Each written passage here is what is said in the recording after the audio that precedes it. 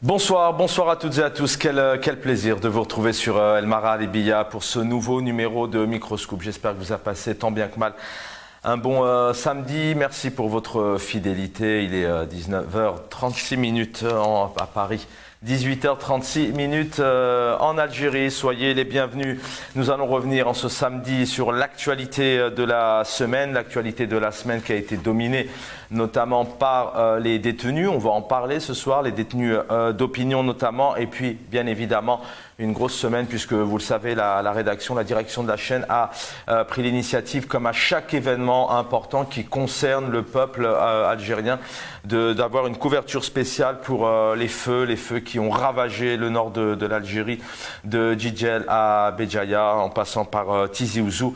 Une très grande partie de la Kabylie est partie en fumée. Des victimes, on leur rendra hommage ce soir, on pensera à leur famille et puis on reviendra sur différents angles, différents axes qu'il y a autour de cette tragédie. Le titre de l'émission qui va s'afficher en bas de votre écran: Feu en Kabylie, un an après, 2 points, hommage, des dégâts considérables, responsabilité du pouvoir. On va en parler, complot, point d'interrogation, notamment pour ces 2 dernières informations, puisque les autres, vous l'avez compris, les dégâts considérables, les images ont parlé d'elles-mêmes. Les victimes, je vous le disais, donc il y a un an, jour pour jour, nous étions cette semaine le 9 août 2021, en milieu d'après-midi, aux alentours de 16h. Donc des feux, des incendies ont ravagé le nord de l'Algérie, une très grande partie là, la Kabylie, de Tizi Ouzou, je vous le disais, à Béjaïa, en passant par Djidjel, Tizi Ouzou, le départ en simultané de plusieurs dizaines de feux.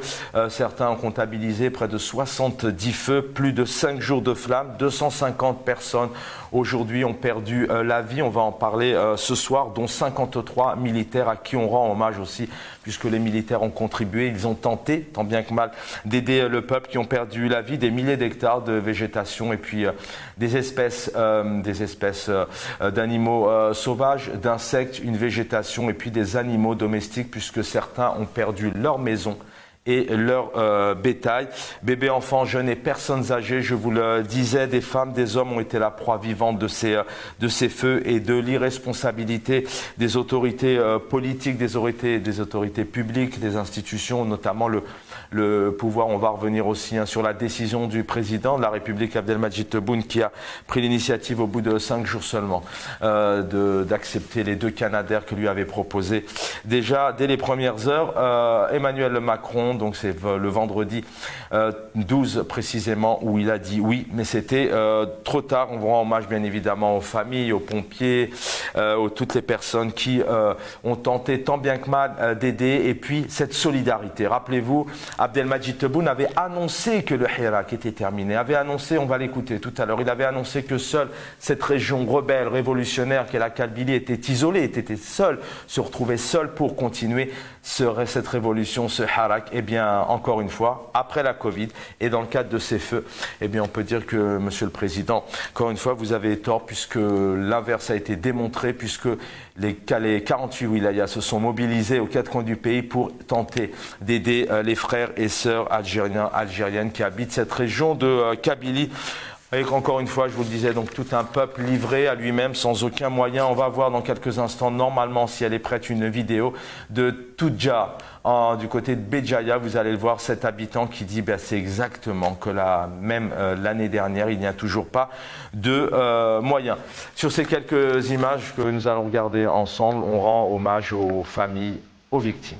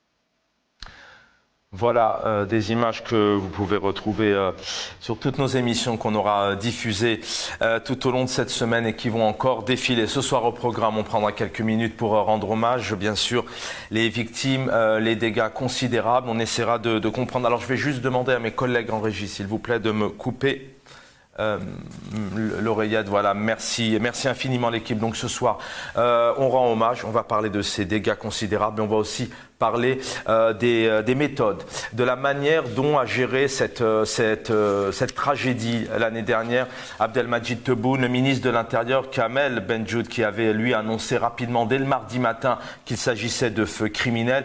On le rappelle que les Algériens et les Algériennes n'attendent pas des réponses aussi rapides, puisque vous pensez bien avoir des dizaines et des dizaines de feux en ce 9 août. Il était très difficile, il s'avère très difficile, à moins vraiment d'être voyant pour notamment des services de sécurité, d'enquête, de pouvoir affirmer clairement que c'était criminel.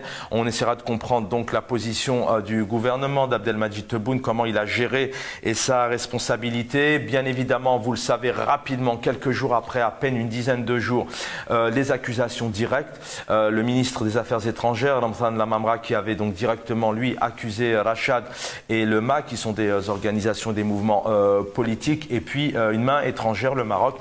Alors si l'Algérie, si les services de sécurité, si Abdelmadjid Tebboune donc se dit puissance en termes de sécurité, comment des mouvements politiques, des militants politiques et puis une main étrangère puissent si facilement se pénétrer au sein du pays, organiser de tels dégâts sans que personne s'en rende compte. Et puis on rendra hommage, les questions, les réflexions vont défiler tout au long de l'émission et on rendra hommage, on reviendra sur cette tragédie, cette autre tragédie, après ces dizaines d'enfants, de personnes âgées, d'hommes et de femmes qui ont péri. Eh bien il y a bien évidemment une pensée à Jamel Ben Smaïn, on en parlera aussi tout à l'heure, on lui rendra hommage et puis on essaiera aussi de comprendre les circonstances, comment un militant, un hirakiste, avec un artiste, on rappelle qu'il s'était rendu notamment dans la wilaya de Tizi Ouzou pour aider ses proches, comme l'avait annoncé en larmes sa mère dans le cadre de ses obsèques, comment il s'est retrouvé au commissariat dans un véhicule, comment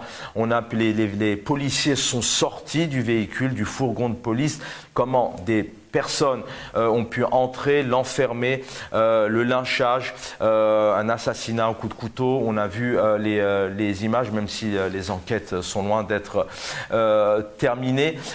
Et puis, extirpé du véhicule. La suite, vous la connaissez, puisqu'il s'est retrouvé encerclé d'une foule et malheureusement, paix à son âme, il a été immolé. Comment, autour de ce laps de temps, aucune force de l'ordre, aucun ministre de l'Intérieur, aucun pouvoir n'a envoyé tout de suite notamment des forces de l'ordre pour encadrer cette situation et puis surtout sauver notre frère Jamel Ben Smaïn, sachant aussi que les autres Algériens, Algériennes de cette belle région de Kabylie n'ont pas été sauvés puisqu'ils sont près de 250 à avoir péri. Avec nous, Atman Mazit, militant politique, hirakiste. Bonsoir, cher Atman Mazit. Bonsoir, Chaban. Mes salutations à l'équipe technique et ainsi qu'à ton invité, des téléspectateurs en Algérie, en France et ailleurs dans le monde. Merci beaucoup pour l'invitation. Merci d'être avec nous, militant politique. Omar Ait Mortal, bonsoir. Bonsoir Chaban, bonsoir à tes invités et aux auditeurs de Maghreb. Merci infiniment. Adel Djebar qui est avec nous, observateur politique en direct du Canada. Adel Djebar, vous m'entendez ? Oui, je vous entends très bien, oui. Bonjour Chaban, merci pour l'invitation. Bienvenue à vos invités. Et puis un grand bonjour à notre peuple en Algérie et partout ailleurs dans le monde. Merci, vous avez changé de t-shirt. Madaniya égale G20, Haskaria G20. On devrait retrouver normalement, sachez que cette semaine a lieu un rassemblement jeudi à Paris, mais pas que. Berlin, le Canada, New York, Ottawa, l'Espagne. On devrait normalement, j'espère, retrouver Karima de New York pour 2 minutes, l'autre fille du Canada, et Kamel de Berlin en Allemagne pour 2 minutes, qui vont nous dire un peu cette soirée de jeudi, puisqu'il fallait qu'il y ait une mobilisation. Et encore une fois, ça, c'est la solidarité, c'est la continuité du Hirak, puisque vous l'avez vu, en un jeudi comme ça, aux 4 coins de la planète, il y a des rassemblements. Omar Ait Mortar, je vais commencer par vous. Merci, vous êtes en Algérie. Peut-être d'abord un mot, hein, vous le souhaitiez aussi, un mot pour ces victimes.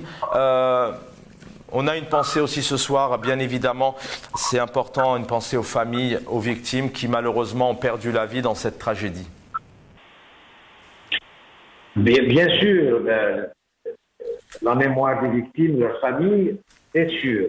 Mais je vais vous étonner peut-être, moi je pense aux familles des détenus de l'Albania. Il y a plus de 100 jeunes qui sont détenus. Moi, je demande clémence à la République, enfin, par exemple la République, parce que cette tragédie, il faut vraiment fermer cette parenthèse sans polémique, vraiment aucune. J'espère et je veux vraiment à ce que ces jeunes qui sont en prison soient libérés, parce que les charges sont lourdes. Il y a la mise à mort de Ben Smaïl, rien ne peut justifier donc cette barbarie, mais les circonstances, il faut revenir à la chose quand on vous dit on a retrouvé le pyromane, il est là, tout le monde a couru, il y a un moment de foule. Je ne fais pas le procès de cette tragédie, hein. Mais moi, je suis vraiment gêné. J'ai envie qu'on parle plus des gens qui sont en prison que des morts. Malheureusement, les morts, ils ne reviendront pas. C'est terrible pour les familles qui ont perdu un proche. Et ce n'est pas normal. Alors, mais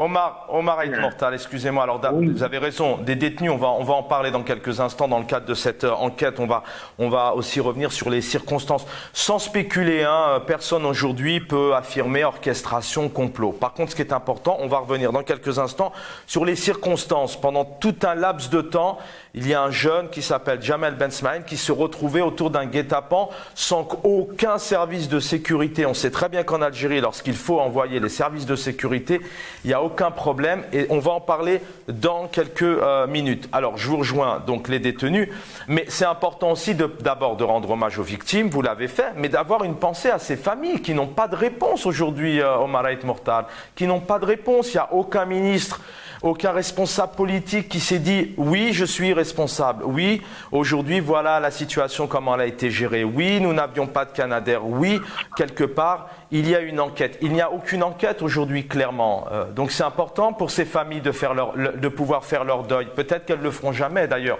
malheureusement. Non, mais écoutez, moi, je ne suis pas populiste. Là, je vous parle d'Algérie. Et puis, moi, je suis originaire d'Ermonizem, pas loin de l'Albanie. Hein.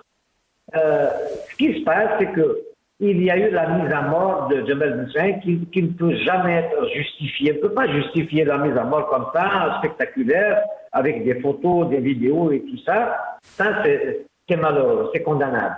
Mais il faut revenir aux circonstances de la chose. Je ne suis pas en train de faire le procès de Ben Smaïl, il va se dérouler, donc il a été reporté, il va se dérouler, je pense, en septembre. Ça, c'est une chose. Mais moi, j'ai envie d'impliquer un peu l'État qui n'a pas pu acheter des Canadair. Et donc l'État est en partie responsable de cette tragédie.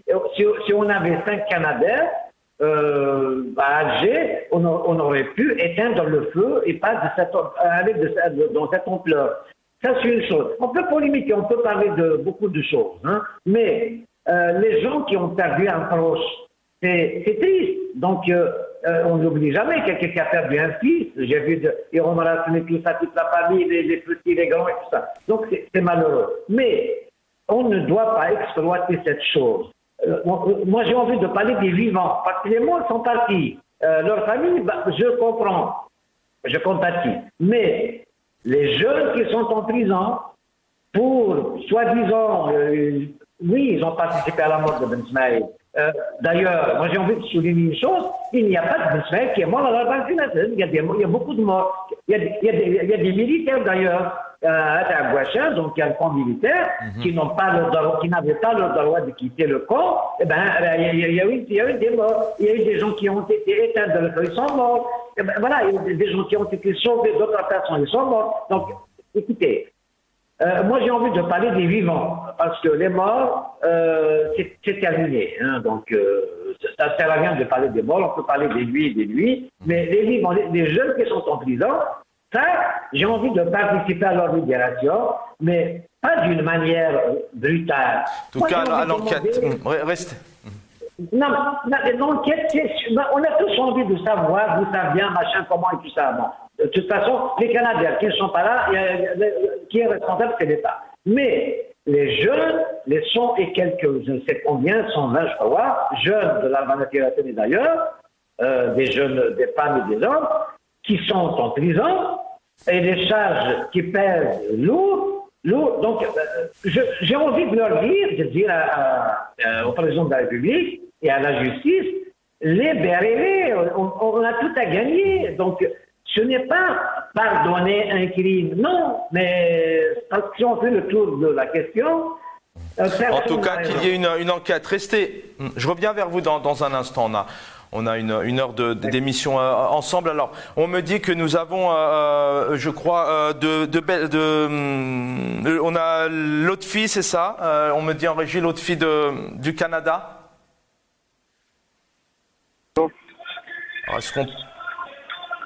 Alors, on a Kamel peut-être de Allô. Berlin.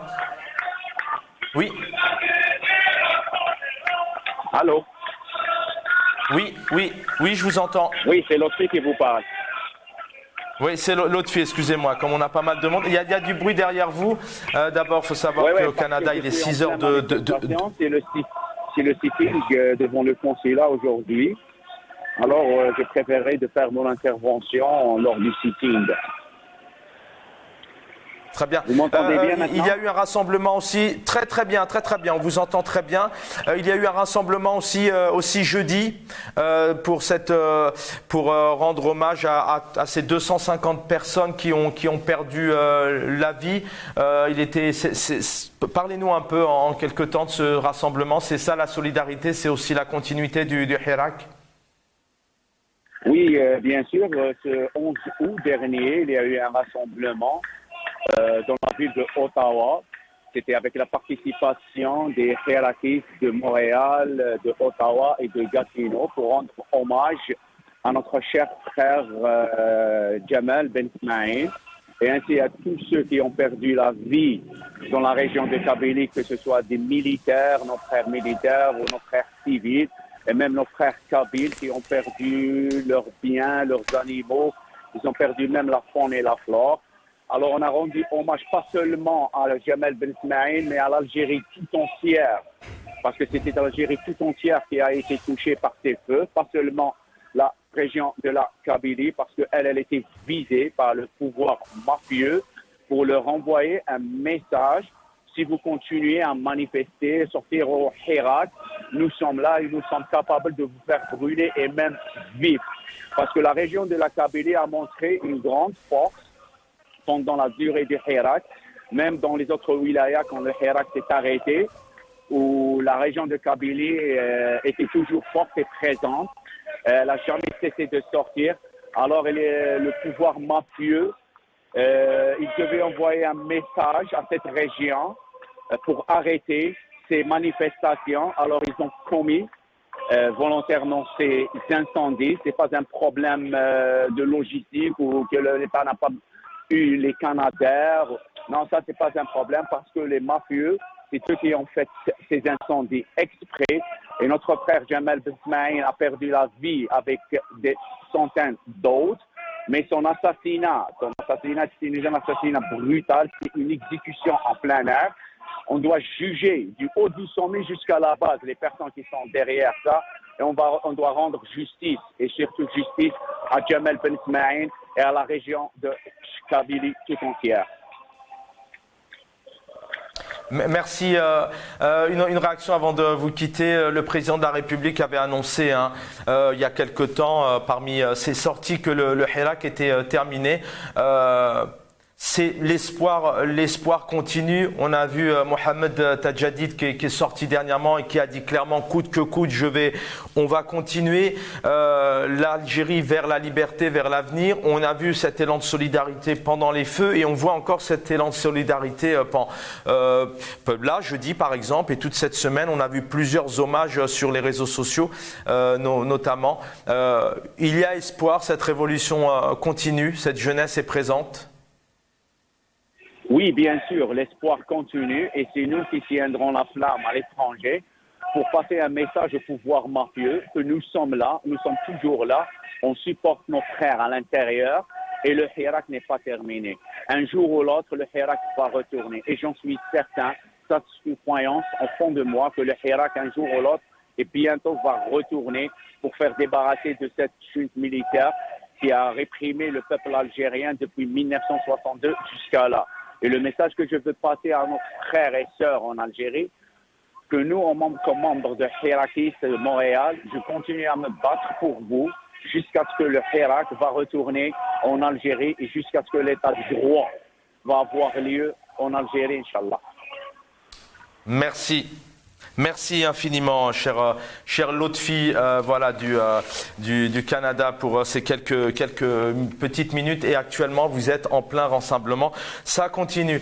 Athman Mazid, bonsoir. Une nouvelle fois, j'ai eu le plaisir de vous recevoir en tout début de semaine. Une semaine particulière puisque d'abord, on se souvient, il y a quelque temps aussi, le président avait annoncé que les détenus d'opinion était le mensonge du siècle, on en a parlé, mais on en parle aussi encore ce soir de ces détenus, effectivement, ils sont même des dizaines autour de ces feux-là et il n'y a pas réellement de preuves, il n'y a pas d'enquête, on va y revenir. Voilà, peut-être un mot pour commencer aussi, un hommage à ces victimes, à ces moyens qui n'étaient pas présents, à cette responsabilité.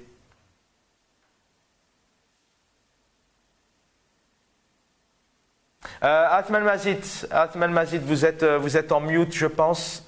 Oui, je suis en mute, excusez-moi. Voilà, très bien. Oui. Merci, non, je vous en prie. Bien évidemment, un hommage tout particulier à toutes les victimes, aux parents de ces victimes et aux nombreux blessés qui souffrent encore des séquelles et qui n'ont pas été pris en charge ou très peu d'entre eux ont été pris en charge et sont soignés correctement en Algérie et quand de besoin et qu'ils ont besoin d'être soignés à l'étranger, c'est la population qui les prend en charge, c'est toujours le peuple qui prend en charge ses enfants et ma compassion va naturellement vers ces gens-là et quand j'entends des mais, oui mais, je ne peux que me révolter contre ces propos d'un cynisme et d'une indifférence qui sont révoltants.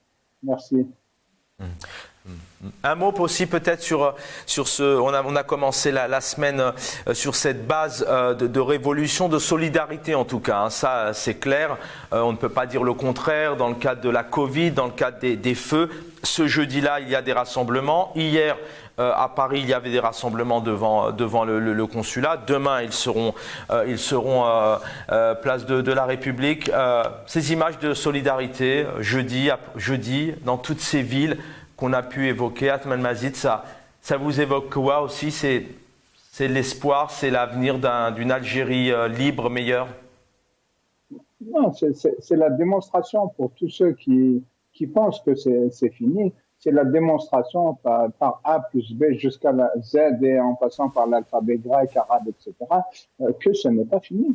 Que ce n'est pas fini, que le peuple réclame toujours la même chose, qu'il est fidèle à ses engagements, que les militants qui sont sur le terrain sont fidèles à leurs engagements, les engagements du 22 février 2019, un État civil, le retour à la souveraineté populaire, une assemblée constituante souveraine et le départ sans condition de cette junte militaire, le démantèlement de la police politique et l'instauration d'un État de droit, un État civil de droit pour tous les Algériens, quelle que soit leurs idéologies, leurs croyances, et où qu'ils soient, ce sera l'Algérie de tous les Algériens, et non pas une propriété privée comme c'est le cas actuellement, de gens incompétents, criminels, pervers, qui n'ont que la conservation, qui sont aujourd'hui acculés dos au mur et qui sont uniquement dans une stratégie de sauvegarde,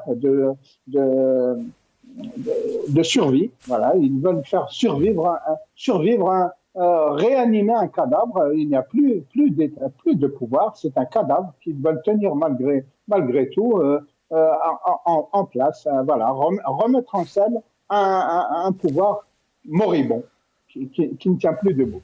Mais je reviens vers vous dans un instant. Athmane Mazid. Siad El Djebbar, bonsoir. Merci d'être avec nous, observateur politique. Une réaction aussi sur ces un an de tragédie et puis un an où pour l'instant j'y lance comme ça les différents actes, vous allez pouvoir intervenir les uns et les autres. Un an sans réponse, sans enquête. Abdelmajid Tebboune avait annoncé 1 million de dinars pour les sinistrés. Le Premier ministre à l'époque avait aussi, dans le cadre de réponse comme ça à la presse, avait annoncé clairement qu'il était derrière les sinistrés, qu'il était derrière le peuple. Aujourd'hui, il n'y a pas de réponse autour de l'enquête, il n'y a pas d'indemnisation. Bon, moi, je commencerai par remettre quelque chose à sa place. Je suis vraiment agacé et exaspéré qu'on dise Monsieur le Président de la République. C'est Monsieur 5%, donc avec des fraudes. Ce monsieur-là, les Algériens ont tout le temps dit il faut que ça soit clair. Ce monsieur-là est venu sur comme le canon d'un blindé pour être intronisé par des généraux. Et nous avons toujours dit, d'où la Madaniya, mouch askaria. Nous n'accepterons jamais le coup de force de ces gens-là, dans ma tête à moi, pas celle d'un populiste qui fait de la géographie une valeur humaine. Je parle de Tizi Ouzou, moi je parle de Montréal, je parle d'un pays libre. S'il m'était donné la chance de pouvoir dire ce que je pense en Algérie, demain je prends un avion et je viens affronter ces pieds nickelés-là sur un plateau de télévision, dans les journaux, dans des débats contradictoires, etc. Et donc cette manière de nous rapetisser et de nous minimiser et de faire de nous des extraterrestres, il y en a marre. C'est fini. Ce monsieur-là, dans un cynisme absolu, vient de tuer encore des gens qui ont été lâchement assassinés par ce régime criminel. Donc, moi, personnellement, je ne cesserai jamais de m'incliner devant la mémoire de ces victimes-là qui ont été lâchement assassinées par des gens que nous connaissons tous. Ces feux de forêt-là qui ont été déclenchés par une main, par la nature d'abord, et puis par une main criminelle, ont fait l'objet de déclarations de leur ministre de l'Intérieur, de Tebboune lui-même, pour dire c'est une main de l'étranger, c'est Rachid. Donc c'est Zitout à partir de Londres, c'est Farhat à partir de Paris, c'est moi à partir de Montréal qui ont allumé la mèche. Qu'on cesse de prendre les gens pour des idiots. Pour les gens qui réfléchissent comme moi, ils disent Madaniya, si l'Algérie aura son état civil, dans 20 ans, elle va rejoindre les G20. Si elle reste sous la botte de ces généraux criminels incultes, assassins, qui viennent d'être réhabilités, elle va avoir faim. Nous allons disparaître. Le seul projet d'un uniforme militaire, c'est un cercueil. Nous allons tous mourir avec ces gens-là. Maintenant, pour revenir à ces gens, est-ce que une question, Siad El Djebbar, je sais que vous êtes très friand et puis vous évoquez énormément les questions de sécurité autour de l'armée. Si l'Algérie se dit aussi puissante, alors je vais demander à mes collègues de me retirer mon retour, s'il vous plaît. Si le pays se dit, notamment Abdelmajid Tebboune, se dit puissant en termes de sécurité, se dit puissant en termes d'armée, comment une main étrangère, puisque rapidement elle a été accusée, notamment le Maroc, comment est-ce possible? Ce sont des fausses informations ou est-ce que vraiment l'Algérie aujourd'hui et ses services de sécurité est vulnérable? Et ce régime-là, qu'est-ce qu'il a produit depuis 60 ans? Il a produit le désastre. Il ne vit que de mensonges. Il ne produit que de mensonges. Celui qui est faussement appelé président, il ne fait que mentir. C'est un moulin à produire le mensonge. Et l'autre chose, c'est le chantage. L'armée n'est forte que devant un peuple désarmé, un peuple pacifique qui n'aspire qu'à vivre tranquillement chez lui et à éviter d'aller s'aventurer dans les eaux tumultueuses de la Méditerranée pour mourir. Nos enfants en Algérie ont écrit sur des murs pour se plaindre à la Méditerranée et lui dire, même sur terre, nous sommes en train de nous noyer. Vous voyez le cri de détresse de cette jeunesse-là. Alors que Roma, quand il y a un capot, un général qui a un abcès dans le derrière, on lui réquisitionne un avion gratuitement et il va se faire soigner à Paris chez ses maîtres gratuitement. Que font-ils avec les milliards de dollars qu'ils ont investis dans les hôpitaux, leurs médecins militaires et leur médecine militaire? Absolument rien. Ne les croyez pas, ce sont des propagandistes, ils ne vivent que de propagande et de mensonges. Ils sont incapables de produire de l'intelligence. Ces gens-là ne produisent que le désastre. Ça, c'est mon opinion la plus personnelle et je pense, et j'estime, et je suis presque convaincu qu'elle est très largement partagée par l'immense majorité des Algériens. On prend des gens, on les tue, je connais Kouki, le grand tueur de 92 est encore au pouvoir. Les gens ont cité le nom de Men Jibbar. Moi, je suis un peu navré de cette homonymie, parce que je m'appelle Jibbar comme lui, mais je n'ai rien à voir avec lui, ni de près ni de loin.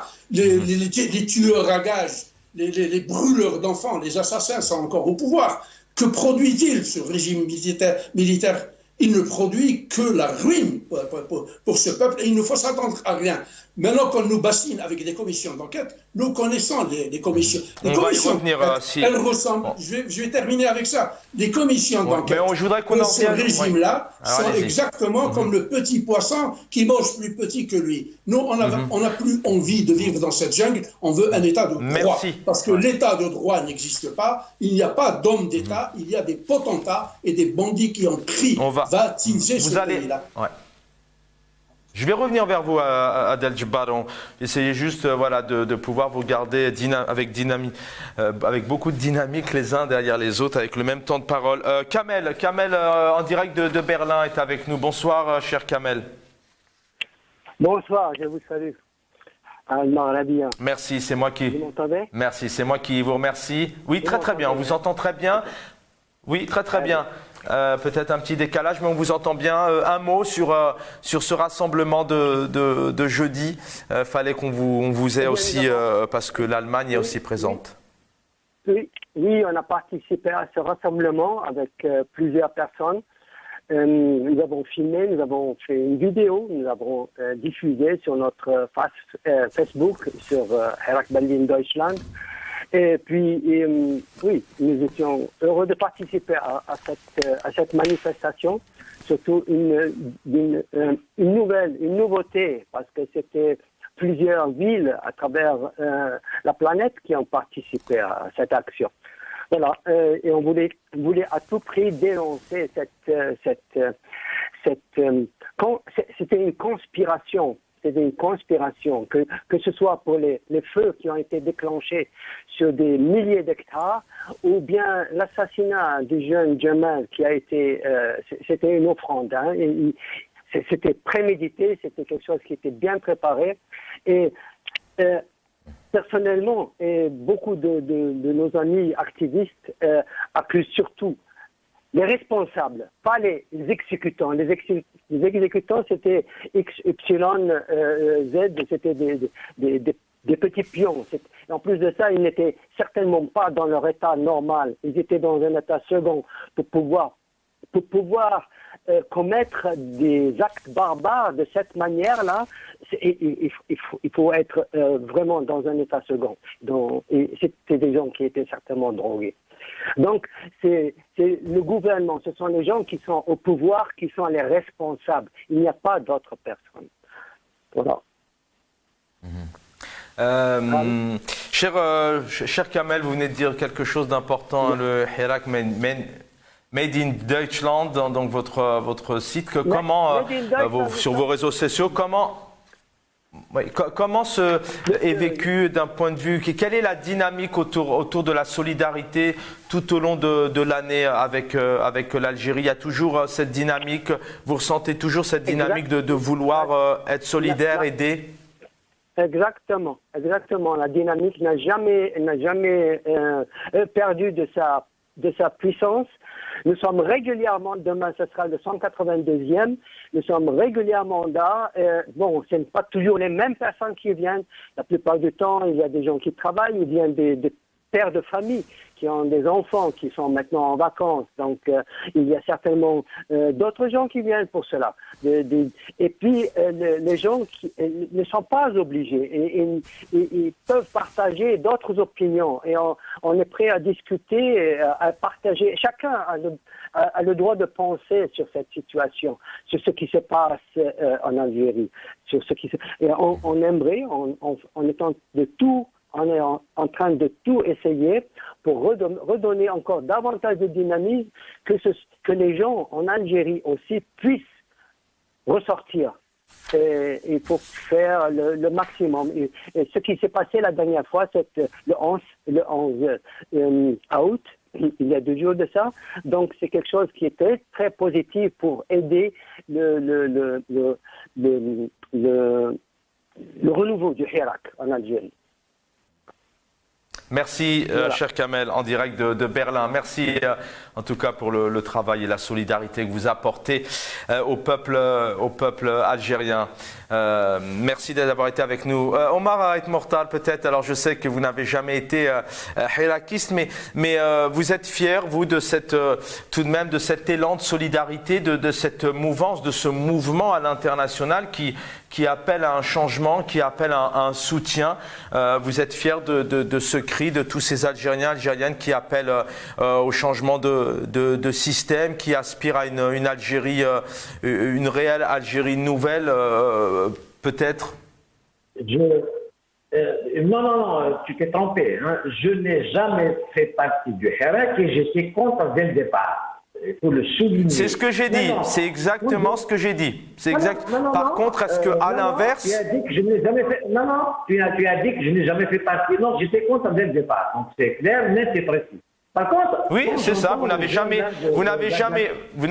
fait partie. Omar Ait Mortal, excusez-moi. Vous n'avez jamais adhéré. Oui. Vous étiez contre le Hirak. Oui. Mais est-ce que là, tout de même, maintenant, depuis 3 ans, est-ce que vous êtes fier d'entendre ces cris d'espoir, cette volonté à l'international et encore au pays de voir toute cette jeunesse, toutes ces familles, vouloir demain une autre Algérie? Est-ce que est-ce que vous êtes fier de ça? J'ai envie de rire quand j'entends ce jeune d'Allemagne bien installé dans son salon, derrière son ordinateur, à dire aux Algériens, allez, le niveau, le Hirak et tout ça. Et Adel Jabbar aussi, parce qu'Adel Jabbar, il se prend pour un intellectuel, c'est très bien, mais il reste,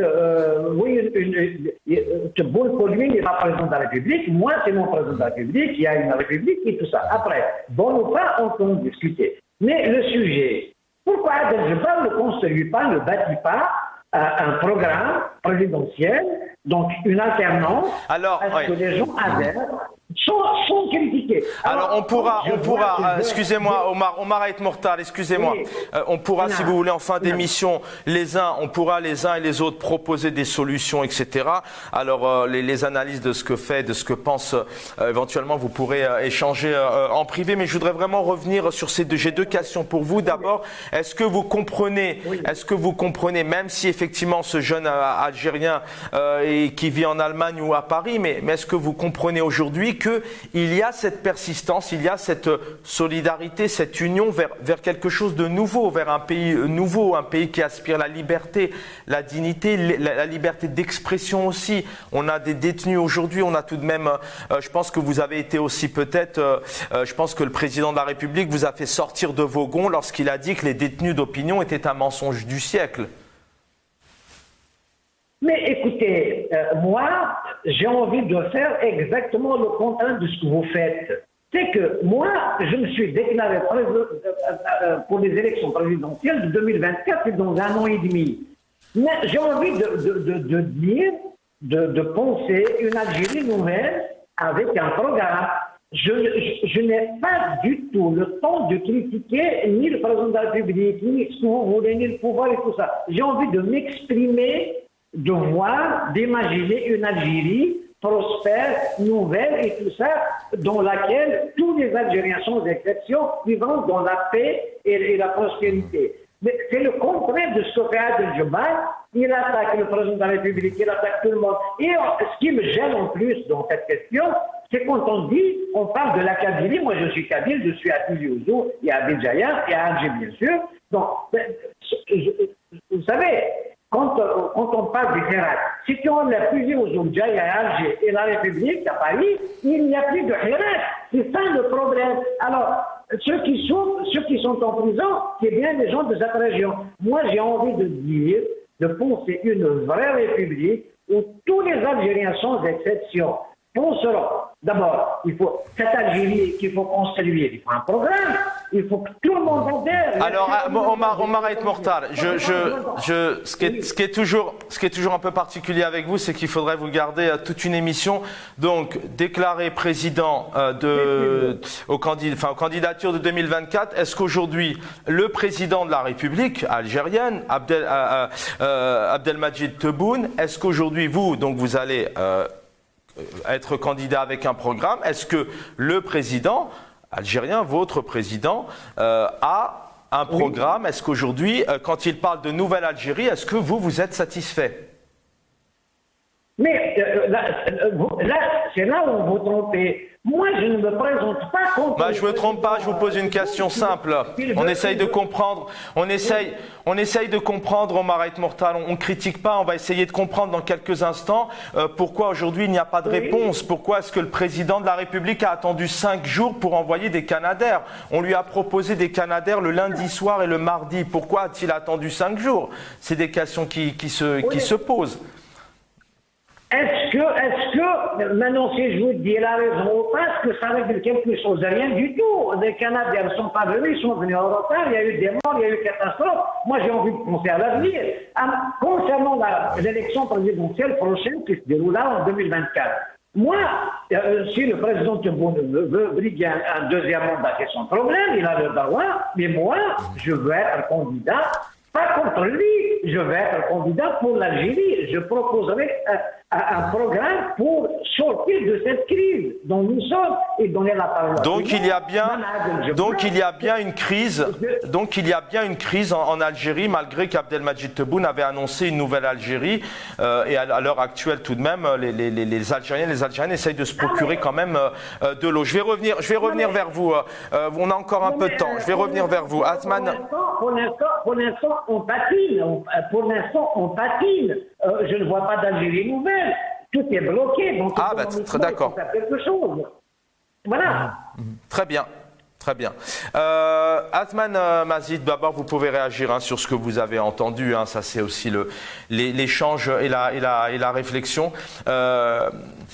Aujourd'hui, Abdelmadjid Tebboune a annoncé il y a quelque temps qu'il y avait une liberté de la justice. À chaque fois, on évoquait Mahatou Blounès Boudiaf qui a été assassiné dans une salle où il y avait très peu de personnes, pas d'enquête. La décennie 2001, aujourd'hui, depuis 1 an, les Algériens et les Algériennes, les familles, les habitants de cette belle région de Kabylie, les Kabyles attendent des réponses. Abdelmadjid Tebboune est en place depuis maintenant quelques temps. Est-ce que réellement on pourrait voir un jour en Algérie un système d'enquête, des réponses, une justice libre qui pourrait réconforter notamment les personnes qui sont endeuillées? Écoutez, c'est le but de pourquoi les Algériens se sont levés le 22 février 2019, pas uniquement pour chasser celui qui était aussi qui s'appelait aussi le président, qui était le président de la personne aussi qui a soutenu la candidature, le 5e mandat de son président. Donc, il n'y aura pas de changement avec ce système. Avec ce système, c'est le changement dans la continuité, c'est-à-dire pas de changement du tout. Avec ce système, les morts, ce ne sont que des faits divers. Un mort, 250 morts, oui, mais il faut passer à autre chose. 300 000 morts des années 90, passons à autre chose. Fermons cette page et passons à autre chose. Les 126 morts de 2001, ouais, ils sont morts, mais bon, ils reviendront pas. Donc, passons à autre chose. Les 20 à 25 000 disparus, ouais, il y en a beaucoup qui sont morts. Donc, laissons, voilà, il ne faut pas raviver les flammes, il ne faut pas raviver les douleurs, etc. Et ceux qui souffrent, ceux qui souffrent aujourd'hui, ceux qui souffrent des crimes d'hier, ceux qui souffrent des crimes d'avant-hier et ceux qui souffrent des crimes d'aujourd'hui, et ceux qui se taisent et qui souffriront probablement, qui sont des victimes potentielles de ce système de demain, eh ben, ils n'ont rien à dire, il n'y a pas de commentaire à faire, il faut supporter, il faut subir et passer. Les morts, tout ça fait, c'est des gens qui n'arrivent pas à finir leur fin de mois, les gens qui vivent dans l'indignité, les gens qui n'arrivent pas à vivre simplement, à vivre une vie à peu près décente. Tout ça, ce ne sont que des variables d'ajustement et des gens, eh ben, qui peuvent se permettre d'aller en Algérie, venir en France, installer leurs enfants en France, comme ce monsieur qui est à Tizi Ouzou, Bdjaya, etc. Lui, il a le luxe de vivre où il veut. Il peut vivre en France, à Bdjaya, Tizi, à Alger, etc. C'est partout chez lui. Mais nous sommes là, cloîtrés en France, nous sommes obligés, nous ne pouvons pas rentrer en Algérie. Et beaucoup de harakistes en Algérie, puisque ce monsieur dit que le harak est mort, moi je voudrais qu'il dise à son président de libérer les espaces médiatiques et d'interdire à sa police politique de suivre, dès que deux harakistes se croisent dans la rue, qu'il y ait 3 agents qui les suivent partout sur le territoire national. Partout sur le territoire national, les harakistes, les gens, les militants du harakistes qui sont tous connus et reconnus, tout le monde les connaît, ils sont connus. Dès ils bougent une oreille, il y a 3 policiers qui les scrutent et qui les pistent du matin jusqu'au soir, jusqu'à enquêter sur leur famille, intimider leur famille. Qu'ils arrêtent les intimidations et nous verrons si le harak est vraiment mort. Qu'ils arrêtent les arrestations et nous verrons si le harak est mort. Qu'ils arrêtent de harceler les familles et nous verrons si le harak est mort. Et qu'on puisse, nous, rentrer de l'étranger en Algérie sans aller directement dans la case prison et on verra si le harak est mort. Voilà ce que j'ai à dire à ce monsieur et à tous ces donneurs d'ordre, et à tous ces chefs, et à tous ceux qui sont comme lui, à soutenir ce régime criminel qui n'a aucune considération ni pour les vivants, ni pour les morts, ni pour qui que ce soit, ni pour les animaux, ni pour la végétation, ni pour le pays, et qui veulent créer simplement plusieurs Algéries, des Arabes, les Algéries des Kabyles, les Algéries des Chaouis, l'Algérie des Mozambiques, l'Algérie des gens du Sud, etc., et qui vivent comme ça dans l'ambiguïté, dans les amalgames, dans un espèce de système où rien, aucune clarté, aucune visibilité, que des projets, du virtuel, du flou, et voilà de quoi il vit. Merci Atmal Mazid. Restez avec nous dans quelques instants. Je donne la parole à Siad El Djebbar. On va écouter ici le père de Jamel Ben Smaïn, Allah yarhamou, qui nous parle d'ici en disant: vous allez voir ce message de paix, de fraternité, de rassemblement. Et il le dit: j'ai peut-être perdu un enfant, mais je vous ai gagné vous, c'est-à-dire toute cette Algérie unie vraiment autour de la paix, de l'apaisement, de la fraternité, puisque derrière cet assassinat qui reste aujourd'hui sans réponse, puisque je le rappelle rapidement, au bout de 10 jours, il y a eu plusieurs accusations, le MAC, Rachad et le Maroc, et puis ensuite ça s'est donc dirigé vers l'arrestation de dizaines de jeunes qui sont aujourd'hui effectivement derrière les barreaux et qui n'ont toujours pas de procès ni de réponse. On écoute ici donc le papa de Jamel. وجينا لهنا باش نطلبوا له السماح وهو اسمع عيني ياس سمحوا لنا في عنيتكم وربحتكم باذن الله بارطاجي او ماكسيموم يجي بارطاجي باذن الله. شوف هذا خونا او جا لعندنا في راسك هذا خونا هاك راح لنا كاع ونقسموا لك بربي غير بكيناه كاع الله يفرح والله ما والله ما اسمح لنا شوف والله ما تعتذروا حسبوا عند الله شهيدا يا اخ جاب باش يعاوننا جاب باش ينحي الغبينه تاعنا ربي بغاه ربي اللي داه والناس اللي داروهم نوكلوا عليهم ربي ونوكلوا عليهم ربي ونوكلوا عليهم ربي يخلصوها باذن الله. هذه بلادك والناس بلاد نقول لهم بارك الله فيكم رانا خاوه رانا بلاد وحده رانا خاوه يا خويا رانا خاوه. واسمع انا نقول لك حاجه ندير لك حاجه اقسم لك بالله غير الفتنه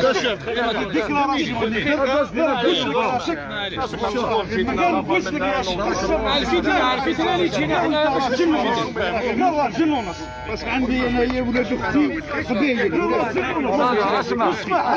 وليدك ما تشاهد وليدك راجل.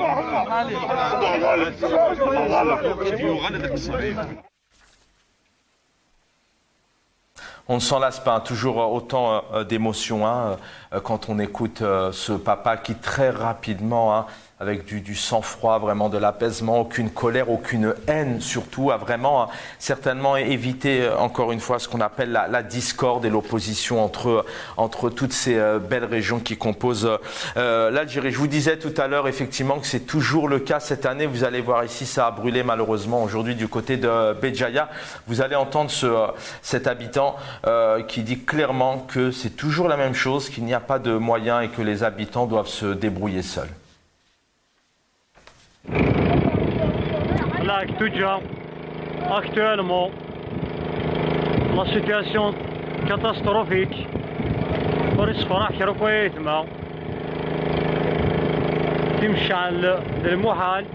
les possibilités وكنا تنسولاش للشعب كان راح يلا بومبيي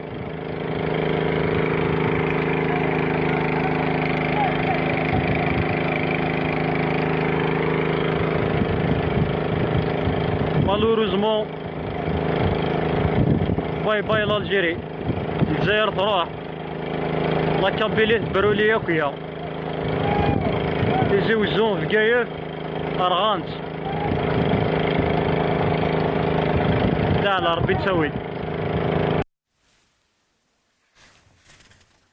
De retour ce soir, Microscope, l'actualité de la semaine, les détenus d'opinion et puis bien évidemment voilà, cette tragédie. Il y a un an, le nord de l'Algérie, la Kabylie partait en fumée, près de 250 personnes, des végétaux, une faune, une flore qui partit donc en fumée. Si Adel Djebar avec nous, voilà, vous avez la parole tout simplement pour réagir. On essaie juste peut-être de réagir les uns envers les autres et qu'on essaie vraiment de comprendre. Alors encore une fois, en tout cas à mon sens, on ne critique pas au niveau de la chaîne, on essaye de comprendre pourquoi est-ce qu'un président est attendu 5 jours pour avoir des canadaires, pourquoi est-ce qu'aujourd'hui il y a des familles qui n'ont toujours pas été indemnisées, pourquoi est-ce qu'on n'est pas entendu un ministre de l'Intérieur. Si on prend, il y a eu un problème au Stade de France dernièrement à Paris, il y a un ministre de l'Intérieur qui a pris ses responsabilités, on y adhère, on n'y adhère pas, donc c'est ça qu'attendent les Algériens et les Algériennes. On essaye de tout simplement d'apporter des éléments de compréhension et puis aussi de dire les choses. Les Algériens étaient ravis lorsque le Premier ministre avait dit « Nous sommes là, nous allons vous aider » ou lorsque le président de la République avait annoncé 1 million de dinars par sinistré. En tout cas, à l'heure actuelle, c'est toujours pas versé. Adel Djebar. Moi, je ne pense vraiment pas que les Algériens puissent tendre les oreilles pour écouter des sornettes comme ça. Et se faire embobiner, se faire endoctriner, se faire manipuler de la manière la plus idiote. Moi, je ne voudrais pas répondre à votre invité parce qu'il ne m'intéresse pas. Je lui dis tout simplement que moi, je n'ai aucune ambition politique, ni pour devenir président, ni pour devenir chaouch dans une commune en Kabylie. Je viens d'écouter un de nos frères en Kabylie qui dit « Il n'y a absolument aucun moyen, nous sommes laissés à nous-mêmes ». Comprenez que ce régime-là est un régime anti-national. Et ils s'en foutent royalement de ce peuple-là, advienne que pourra, même s'il faut qu'il y ait 500 000 morts, ils ne compatiront jamais. Il a de l'argent pour acheter des drones chez son faux frère, le Erdogan de Turquie, mais il n'a pas d'argent pour acheter des canadaires. L'année dernière, il avait promis, il avait donné ordre à son pseudo-chef d'État-major d'acheter. D'ailleurs, je ne comprends pas, et les Algériens étaient un petit peu éberlués que ce soit un général de l'armée qui achète des Canadair. Où sont-ils ces Canadair? Ils ne sont pas venus, ils ne viendront jamais. Hadou Mujrimin, il faut les appeler par leur nom. Les généraux algériens ne bougeront pas le petit doigt pour sauver ce peuple-là s'il se fera canarder par n'importe qui. Ils ne sont pas là pour défendre le peuple algérien ni défendre ce pays-là. Ils sont là pour l'oppression, la dilapidation des ressources et des biens, l'usurpation, le vol et les détournements d'argent. Et ils s'en foutent des Algériens. Que les Algériens crèvent à coups de millions, ils s'en foutent royalement. Il faut qu'on se le dise clairement. Les généraux, comme disait Napoléon, un général, pour devenir un général, il faudrait qu'il passe par le champ de bataille. Chez nous, les généraux, ils passent du grade de caporal à général. 4 étoiles, 5 étoiles, je sais que ça n'existe pas dans leur giche, tout en fréquentant la combuse, c'est-à-dire le restaurant. Ils ne sont jamais sortis des messes. C'est quoi leur parcours? C'est quoi leur CV? Quand il fait pour l'Algérie? Quand il fait? Je vous apprends une chose. C'est que Tebboune, qui est venu tout auréolé de son voyage chez son faux frère Erdogan en achetant 15 ou 20 drones, je lui apprends que l'Ukraine, qui est le pays le plus corrompu d'Europe, qui est en guerre actuellement, il a arraché l'accord de la compagnie qui fabrique ces drones pour venir s'installer. Donc un pays en guerre, bousillé par la corruption, est beaucoup plus crédible aux yeux de la finance internationale que ce pays-là conduit par Tebboune et ses généraux de Pakouti. Donc suivre ces gens-là, c'est la ruine. Il n'y a absolument aucun espoir avec eux. La seule possibilité qui existe, c'est de venir vers ça, de construire notre Doula Madaniya. Sachez que dans les années 80, l'Algérie était beaucoup plus avancée que Taïwan, elle était beaucoup plus avancée que la Turquie. Aujourd'hui, on est à la traîne. Avec ces gens-là, nous avons complètement reculé. La Turquie, qui était le dernier, elle était dans le peloton, dans la queue des nations les moins développées, où il y avait une énorme corruption, elle se retrouve à la 16e position. Taïwan est à la 20e position, une île où il n'y a rien. Jusqu'en 1975, Taïwan crevait de faim, avec une dictature militaire, mais ils se sont ouverts au monde moderne, et aujourd'hui, Taïwan a un PIB 4 ou 5 fois supérieur à celui de l'Algérie, et 10 fois en termes de PIB per capita au PPA. Le Taïwanais a 33 000 dollars US de revenus chaque année, et l'Algérien, il est en train de nager sur son ventre pour rejoindre la Somalie, le Togo, la Mauritanie, etc. Donc avec ces gens-là, il n'y a absolument rien. Parler d'eux, c'est de la perte de temps. Il faut faire l'économie de la salive parce qu'ils ne méritent pas une salive sur le visage. Ces gens-là sont dangereux pour le pays. C'est les ennemis de l'Algérie. Ils continueront tant et aussi longtemps que le peuple n'a pas pris la décision de les débarrasser et de les déboulonner. Cette dictature-là est le seul véritable danger pour l'Algérie et son peuple. Donc, pour enlever ces gens, c'est un régime d'une immense fragilité, il n'a aucune base sociale, contrairement aux laudateurs qui sont en train d'applaudir, parce que c'est la brosse de gauche à droite, de bas en haut. Le 4 août, on a encore défié les Algériens pour ramener les pires criminels qu'a connus l'Algérie, pour les décorer, pour les honorer. On dirait que c'était l'Oscar d'Hollywood. Nous, on ne mange pas de ce pain-là. Même si je suis à l'étranger, mon avenir est derrière moi, je n'attends absolument rien de l'Algérie. Je n'attends pas un baril de pétrole ou un chèque de paye. Je ne suis pas payé et je ne me présenterai pas à la commune de mon douar pour être viré, et je ne me présenterai pas au poste de président. Le message est passé. C'est de la démence. Je reviens vers vous dans un instant. Il est 19h37. Il nous reste encore quelques petites minutes. Toujours l'Algérie à l'unisson. Une belle après-midi en tout cas encore de révolution, avec des messages et ces militants qui scandent toujours les mêmes slogans.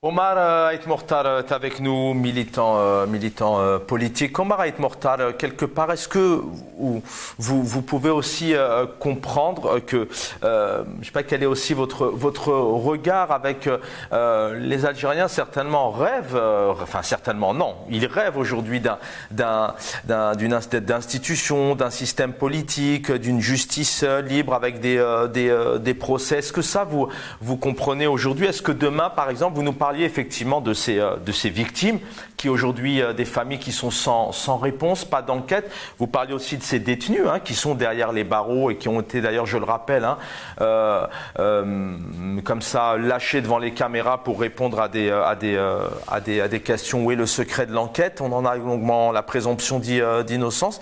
Est-ce que vous pouvez comprendre tout de même qu'aujourd'hui, il y a tous ces Algériens et ces Algériennes qui sont meurtris, si vous pouvez répondre précisément à la question. Et on sait très bien aussi qu'en Algérie, malheureusement, les enquêtes, c'est toujours difficile. Qu'est-ce qui se passe? Pourquoi on n'a pas de réponse sur Boudiaf? On n'a pas de réponse sur la décennie noire? On n'a pas de réponse, enfin on ne va pas le rappeler, les 128 jeunes qui sont morts en 2001, entre autres Mahatou Blounès, c'est quoi? C'est un problème d'incompétence depuis toutes ces décennies? Il n'y a pas de compétences sur les enquêtes, il n'y a pas de savoir-faire, ou est-ce que malheureusement c'est une volonté? Ce n'est pas une critique, c'est une question qui se pose. Mon ami Chaban, vous avez fait un plaidoyer. C'est-à-dire, là, vous avez posé des questions et vous avez apporté des réponses. Donc, je ne vois pas si... Moi, je vais être d'accord à ce que l'assassinat de Matoub, qui était mon ami, ne soit pas élucidé. Mais alors, je rêve, donc vous ne connaissez pas mon parcours. Moi, je vais accepter à ce que l'assassinat de Boudiaf passe comme ça, mais le problème qui se pose aujourd'hui... Omar Ait Mortar, en fait, je ne fais pas de plaidoyer, je fais pas de plaidoyer, non mais vous gardez la parole, non mais je ne peux pas vous laisser dire ça, je ne fais pas de plaidoyer, je vous propose, si on parle en même temps, ça ne va pas aller. Je vous dis juste qu'il y a un constat, mais je vous donne la parole dans 30 secondes. Il y a un constat... Il y a un constat. Aujourd'hui, que se passe-t-il? Mais oublions le constat. Que se passe-t-il? J'aimerais juste avoir votre réponse. Que se passe-t-il? Est-ce que c'est un problème de compétence? Est-ce que c'est un problème de compétence, de savoir-faire? Attends.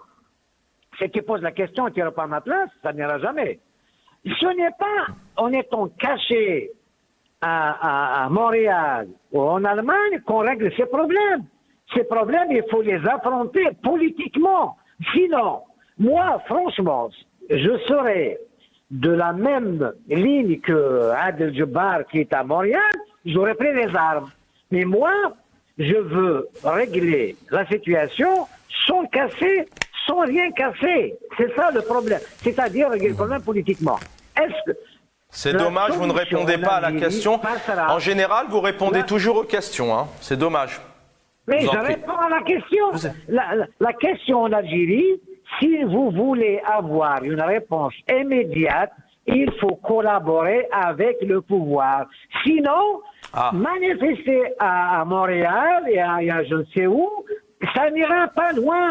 C'est-à-dire, ce pays et l'opacité, la protéger, c'est bien de critiquer. Oui, je suis d'accord avec tout ce que vous dites, mais comment faire? Quand est-ce qu'il faut faire? Le problème qui se pose, nous avons une élection présidentielle dans 1 an et demi. Préparons un candidat avec un programme. Étoffez un programme d'un candidat. Il y aura toutes les critiques que vous voulez, toutes les piques, toutes les flèches que vous voulez envoyer au pouvoir actuel, ils y seront. C'est-à-dire vouloir construire comment et élaborer un projet.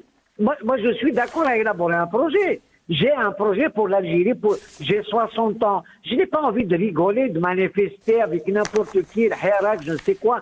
Ça ne mène à rien. Donc, si on s'attaque aux fondamentaux, à la République, à la présidence, à l'armée, on va dans le mur. Il faut collaborer, il faut... vous savez... Mais vous allez vous présenter aux élections. Oui. C'est important, je pense. Encore une fois, c'est une question et je n'ai pas d'expérience politique. Je pense que pour un futur candidat, c'est important de prendre en considération ces 2 Algériens, ces 5, ces 10, ces 20 000, ces 50 000, peut-être ce million ou ces 10 millions, peu importe le nombre, mais qui manifestent. Ces gens-là manifestent depuis 3 ans, c'est important, ils sont là. C'est une réalité, il y a tout de même des besoins en Algérie. Je ne sais pas où vous vivez, mais il y a des besoins en Algérie. Il y a des besoins de santé, d'éducation, il n'y a pas d'eau. Il y a des problèmes d'eau, c'est pas qu'il n'y a pas d'eau, il y a des problèmes d'eau, pardon. Chaban, là, je vais t'excuser un peu ton ignorance, donc tu ne me connais pas. Mais j'ai fait les premières manifestations à Paris concernant la cherté des billets d'avion et ainsi de suite, ce qui se passe dans nos consulats et tout. Ça ne mène à rien. Est-ce que nous avons un mouvement à Paris, le mouvement citoyen de France. Les gens n'adhèrent pas, ils viennent quand ils ont besoin. Donc, il n'y a pas de citoyens dans ce pays. Le problème qui se pose, il faut revenir sur Terre, autour d'une table, des débats constructifs. Qu'est-ce qu'on fait devant telle ou telle situation? Qui est responsable? Je suis entre Tizi Ouzou et Béjaïa, je vous assure que rien que ce qui se passe dans l'environnement à Béjaïa, l'air est respirable. Qui est responsable? Personne. Ben voilà, il y a des députés, évidemment, des députés qui sont là, sans être élus, évidemment. Donc, personne ne parle, personne ne dit rien. Ce n'est pas possible. Que les irrégularités dans la Oulé Tizi Ouzou, la corruption, ben je n'arrête pas. Et ce n'est pas possible. La citoyenneté se construit. Si on veut une vie meilleure, il faut construire un débat politique. Il faut absolument se mettre autour d'une table. Il n'y a aucun débat politique. Il y a juste des gens qui disent ça va pas, le pouvoir, les généraux, l'armée, machin. Ce n'est pas un débat, ça. Ce n'est pas un programme non plus. Donc, moi, je suis effaré. Je veux bien des gens qui viennent avoir une idée de cette Algérie qu'on veut tous, d'ailleurs. On veut tous à ce qu'on soit Merci. bien. Mais comment? Avec qui et quand? C'est ça le problème de Merci Omar Aït Mortar. Merci. En tout cas, c'est ce que... Merci Chaban, à bientôt. À bientôt, merci infiniment pour votre participation. Dernier tour de micro pour nos 2 autres invités. En tout cas, c'est les débats qui sont menés notamment par les personnes qui souhaitent un changement de système. Bon, certains sont parfois un peu plus virulentes, mais en tout cas, il y a des idées, il y a des textes, il y a des choses qui émergent maintenant depuis plusieurs mois. Néanmoins, il va falloir redonner encore une fois envie aux Algériens, aux Algériennes d'aller voter. Car même si M. Aït Mortal pose la question de ses responsables, mais il y a tout de même un système politique en Algérie, il est ce qu'il est, mais il est là, donc certainement les responsabilités, elles sont là-haut. C'est une question qui se pose et que je pose aussi à mes invités. Atman Mazit.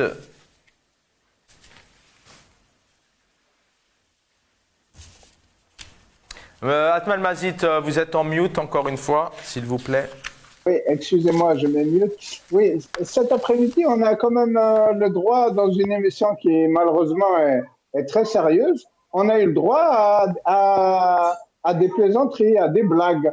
Par exemple, quelqu'un qui était député, qui critique les nouveaux députés de la fraude, qui dit que les nouveaux députés sont issus de la fraude. C'est-à-dire que depuis 62, il n'y a eu... On peut changer tout de même, on peut changer. on peut changer aussi. C'est ça la force d'une politique.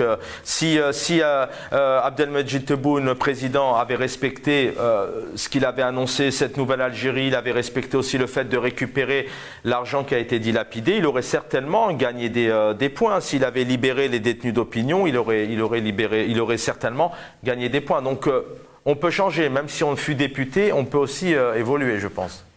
Oui, mais il faut avoir quand même un peu de dignité et un peu d'humilité quand même.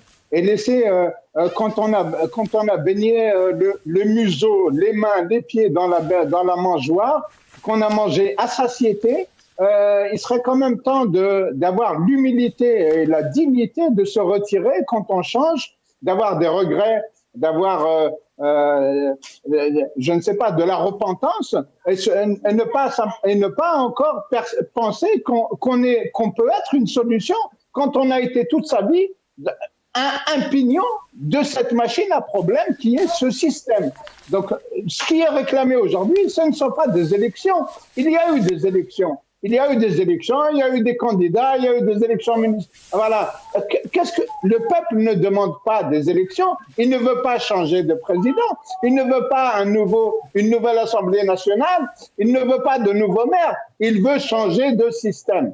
Donc, une refonte complète, totale de ce système avec la dissolution de la police politique, le retour de l'armée, qui est une armée nationale, qui est une armée populaire, à ses prérogatives de sécurité nationale, uniquement dans les casernes, et que ces grabataires, que ces des personnes, cette gérontocratie des généraux de 70 ans, 80 ans, 85 ans, Ben Ali, il a 85 ans, dans quel pays du monde avons-nous un état-major dans lequel il y a des généraux de 85 ans et de 75 ans?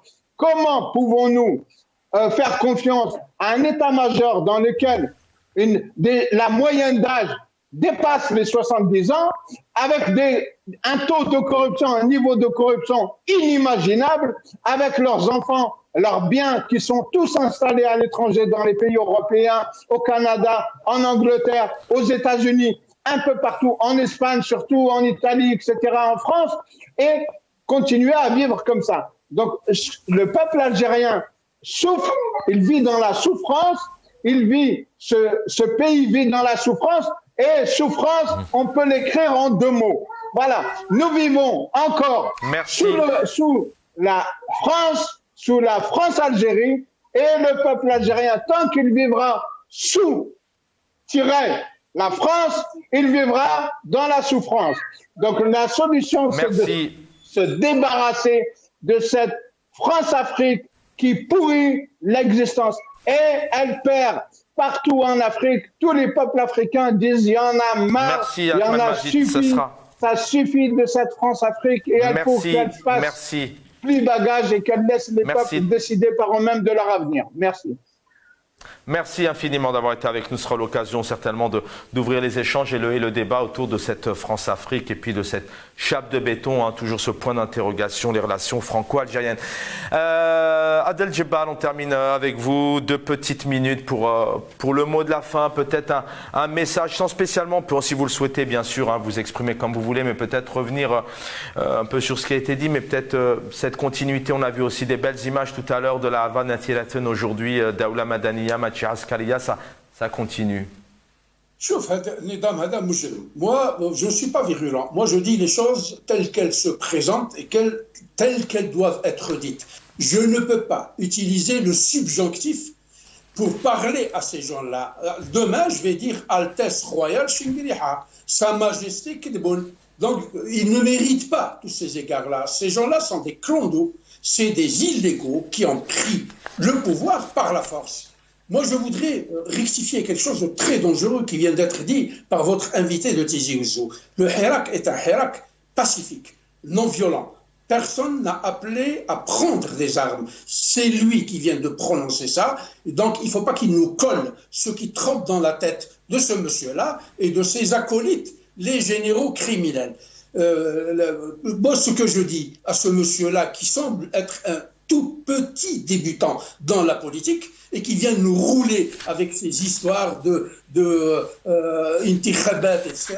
Comme l'a dit si bien Atman, les Algériens ne demandent pas à enlever Kidboul pour ramener un autre Kidboul. Ils demandent l'éradication définitive de la dictature militaire. Ils veulent vivre dans un état civil où les responsables sont élus, ils ne sont pas désignés, où il y a un contrôle qui est exercé sur tous les responsables et où il y a une reddition de comptes. Écoutez, ce monsieur-là, c'est se soumettre volontairement à une cure d'abrutissement. Parce que ce monsieur-là faisait la campagne de blanchissage d'un bandit qui est aujourd'hui recherché par leur justice, en l'occurrence Chekib Khalid. Il n'a jamais cessé de faire la navette entre Paris et Milan. Merci. Pour ramener et là, voilà, il n'est plus. Je termine avec quelque chose. Il n'est plus avec nous pour pouvoir lui donner droit de réponse. Les otages, on parlait de nos otages. Ils ont pris des gens qui n'ont absolument commis aucun délit. Leur seul délit, c'est d'avoir militer pour une Algérie libre, indépendante et vivable. Ces petits-enfants, ces bébés et ces enfants-là, quand ils font à Shengriha et à Tebboul et à Jibbar Mahanna et à Tawfiq, etc. Merci. Quand ils font pour être c'est une... Nous avons en face de nous un régime criminel. C'est à lui qu'il faut poser des questions pour savoir qu'est-ce qu'il veut. La seule chose qui le reste, merci Adel Djebar d'avoir été avec nous. Algérien, de se mettre à table. Merci. Merci infiniment. On pourrait y passer des heures, bien évidemment, sur El Mara, les Biya. On a consacré énormément et on en consacre encore des émissions autour des disparus et des détenus. Voilà, c'est l'échange. Des fois, il y a des échanges un peu animés, mais c'est ça aussi. Et le but, c'est vraiment, encore une fois, on pose les questions. Il faut poser un constat et puis on essaye d'apporter des réponses pour que les Algériens et les Algériennes puissent essayer de comprendre, notamment sur leur quotidien, que se passe-t-il sur des fois des questions très simples. La rentrée arrive, on aura le plaisir de revenir aussi sur la situation de la rentrée scolaire. On espère que tous les élèves et les étudiants en Algérie pourront faire une rentrée comme il se doit. L'équipe technique, merci infiniment de m'avoir accompagné pour réaliser cette émission. Voilà, autour de ces 1 an de feu. Les hommages, les dégâts, mais aussi la responsabilité, les enquêtes qui ne sont pas au rendez-vous. On a rendu hommage à ces 250 victimes. Ce soir, Atman Mazit avec nous, militant politique hirakiste, Omar Ait Mortar, qui est militant politique. Merci pour votre fidélité. Et Adel Djebar, merci infiniment. Et puis Berlin était avec nous, Kamel et l'autre fille du Canada. On essaiera d'avoir Karima de New York dans la semaine, puisqu'elle était là jeudi dernier. Je vous souhaite une belle soirée sur El Mara Al Biya. Le programme continue. Bonne soirée à tous.